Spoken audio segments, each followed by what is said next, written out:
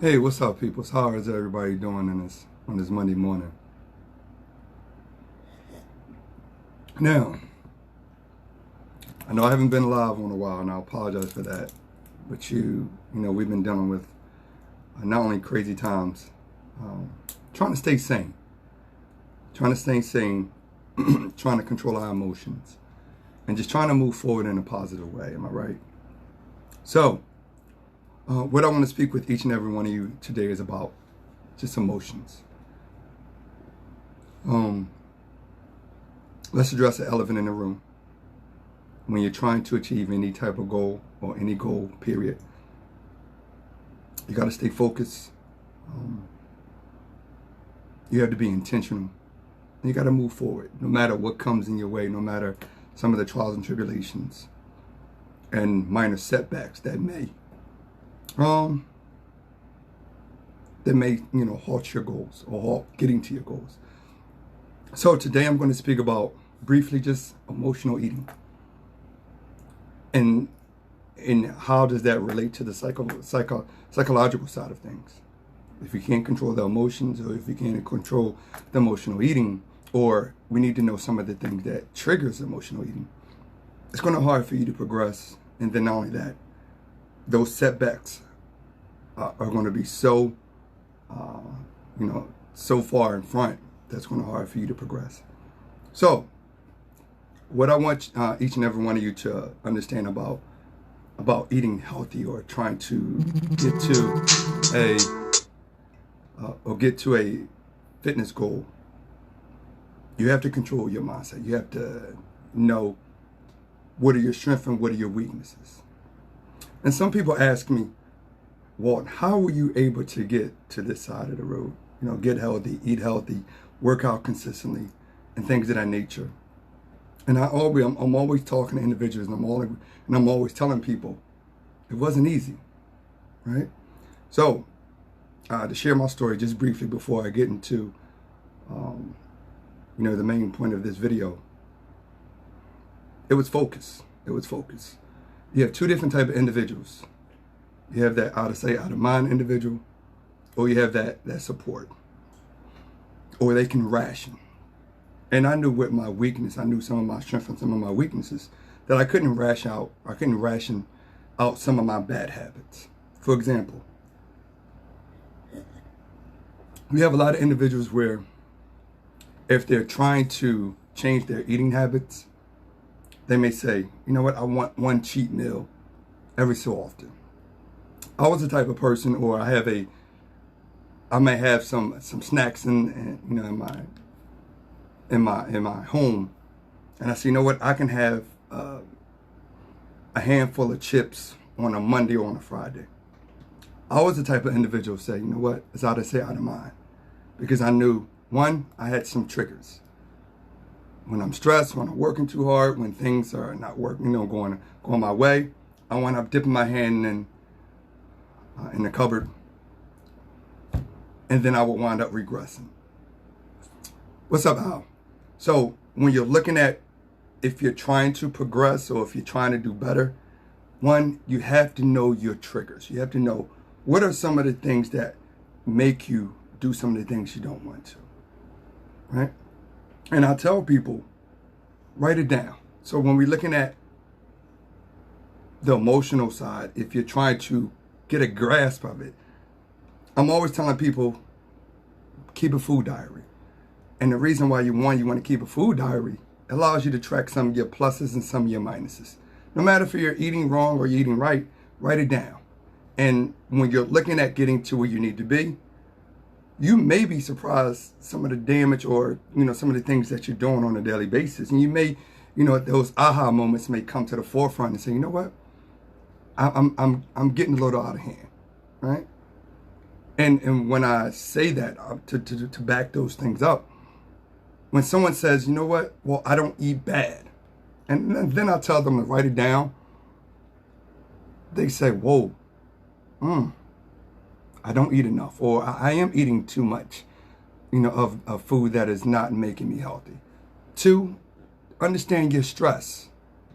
And I tell people, you can't control things. You can't control everything. You only can control yourself. And don't allow outside interference to control how you may act. Because right now we are dealing with some tough times. We are. I can't get around it. I can't sweep it underneath the rug. It's all about just doing your best and knowing that you're being positive to move forward. Having your hunger reality check. So what I mean by that, you may have some people that are emotional. They either eat too less or they eat too much. So what I tell individuals, a good macronutrients to have in your vicinity is protein. Allow the protein to fill the void of your hunger. Because we all know that eating healthy, either you're going to eat food that's great abundance of carbohydrates or maybe too much in the fat standpoint. So try to have that in your vicinity. Support. If you know that you're not an introvert or you need that support team, that support group that's going to help you along your way, don't ever be ashamed or afraid to get the support. I tell people all the time, a lot of times without some of my team members, I probably wouldn't be able to work out as consistent that I am. Because sometimes I get tired. I'm a human being just like all of you. Some days I want to work out, some days I don't want to work out. But when I know that, I make sure I have a great support team. So if I fall, I may slip a little bit, they're there to pick me up. Boredom. Boredom is one of the major contributors of why people just do what they want to do, eat wherever, because they're not active. Try not to be, try not to put yourself in that state. Take away any temptation. Now that's easier said than done. And that reverts back to when I indicate to you the temptation, out of sight, out of mind. If you know that if you do eat sweets or have a bad meal or foods that you know that is not within the amount of food that you're supposed to have, throw it out. At this particular time or at that juncture in your health level, you know that you're easily persuaded to not be consistent, throw it out. It's okay. You're just not at that point where you can start to decipher and let's say that, you know what, I can have a cup of this or a handful of this and revert back to eating healthy. Two, the next thing, don't deprive yourself.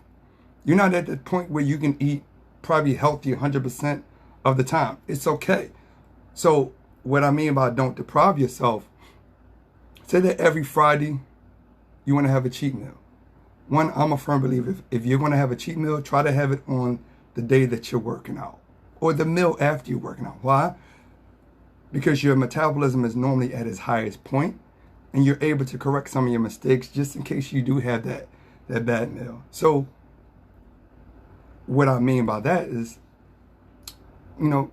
calculate your cheat meal once or twice out of the week. That doesn't mean go ham. That doesn't mean have a cheat day.